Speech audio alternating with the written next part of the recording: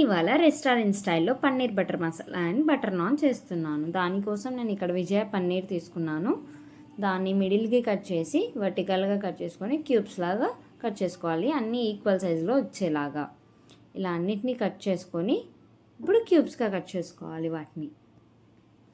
ఇది మా అక్క ఫేవరెట్ రెసిపీ అండి. ఇప్పుడు నేను చేస్తున్నాను. ఇవాళ ఎలా వస్తుందో చూడాలి, లాస్ట్కి టేస్ట్ చేసి చెప్పాలి. మీరైతే వీడియోని ఫుల్ వరకు చూడండి, స్కిప్ చేయకుండా. అండ్ ఇలా అన్ని క్యూబ్స్గా కట్ చేసినాక ఇప్పుడు కడాయి పెట్టేసి 1 స్పూన్ ఆయిల్ వేసేసి కాస్త బటర్ యాడ్ చేసి కారం, పసుపు, ఉప్పు యాడ్ చేసి మిక్స్ చేయాలి.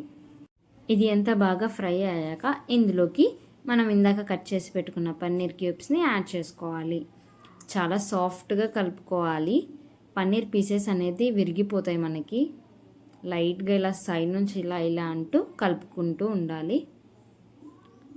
అలానే వదిలేస్తే మనకి కింద మాడిపోతాయి, అందుకు కలుపుతూ ఉండాలి.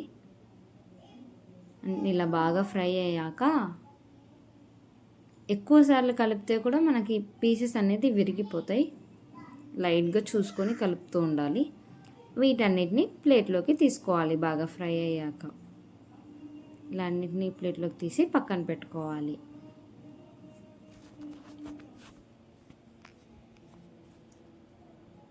ఇప్పుడు అదే కడాయిలో కాస్త ఆయిల్ యాడ్ చేసి మసాలా ఐటమ్స్ వేసుకోవాలి. మేము మసాలా తక్కువ తింటాం, అందుకనే కాస్తనే యాడ్ చేసుకున్నాం.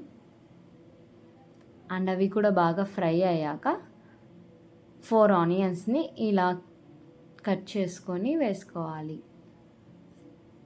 ఇవన్నీ బాగా ఫ్రై అయ్యాక ఇప్పుడు అల్లం వెల్లుల్లి కూడా వేసుకొని బాగా ఫ్రై చేసుకోవాలి. అన్నిటినీ బాగా కలర్ చేంజ్ అయ్యే వరకు కలుపుతూ ఉండండి. మనం దగ్గర ఉండి కలుపుతూ ఉండాలి, లేకుంటే కింద అడుగు అంటుతుంది. అండ్ ఇవన్నీ బాగా ఫ్రై అయ్యాక మనం ఇందులోకి కాజు కూడా యాడ్ చేసుకోవాలి.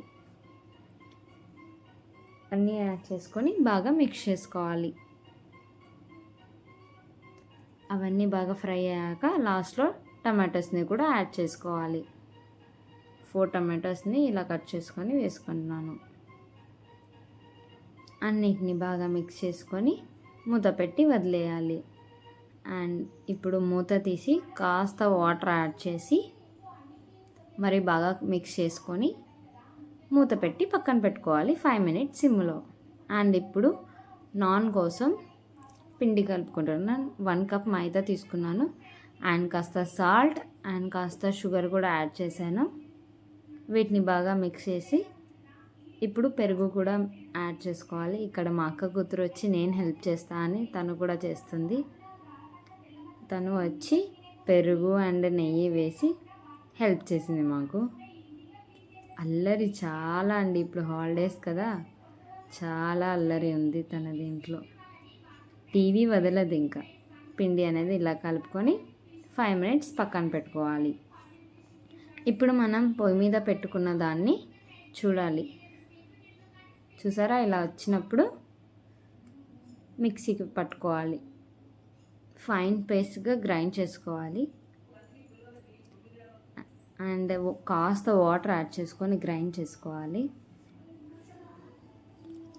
ఇలా రావాలి పేస్ట్ అనేది. ఇప్పుడు అదే కడాయి పెట్టేసి అందులోకి కాస్త బటర్ యాడ్ చేసి అండ్ బిర్యానీ లీవ్ 2 యాడ్ చేశాను.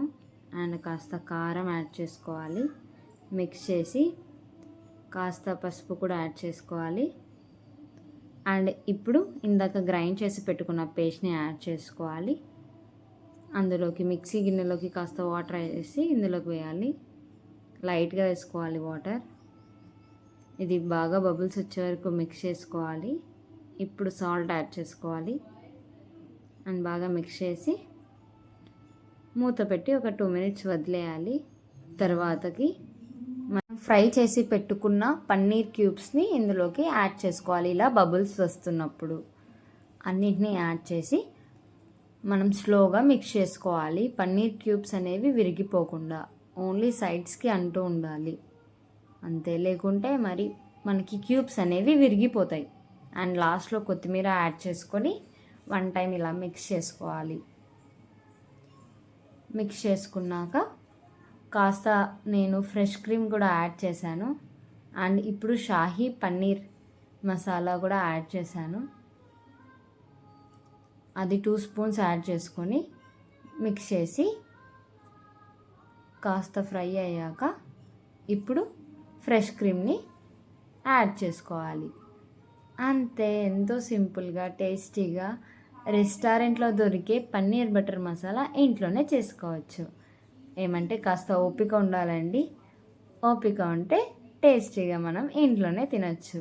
మనకి ఇంత బౌల్లో రేట్ కూడా చాలా ఎక్కువ ఉంటుంది, కానీ కొంచెం వేస్తుంది క్వాంటిటీ. చక్కగా ఇంట్లో చేసుకుంటే అందరూ తినచ్చు.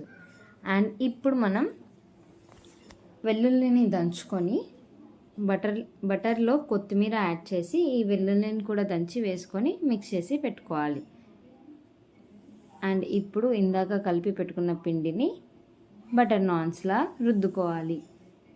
ఇలా నాన్ షేప్లో వచ్చే వరకు బాగా ప్రెస్ చేస్తూ రుద్దుకోవాలి.